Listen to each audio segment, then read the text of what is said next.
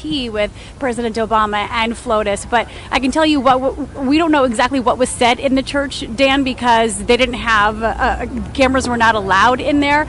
But we Paula, do know here I go that the interrupting sermon. you. Here I go interrupting you. Sorry, because Donald. In a minute. Okay, Donald Trump is emerging from the vehicle. Here's Melania bearing some sort of gift and a kiss for the current First Lady.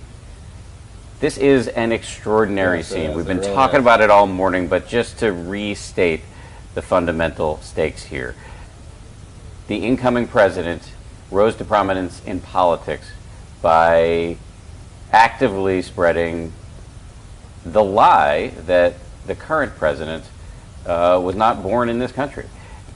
He then ran for office, repeatedly vowing to dismantle President Obama's legacy, and then President Obama campaigned against him, saying he was unfit for office.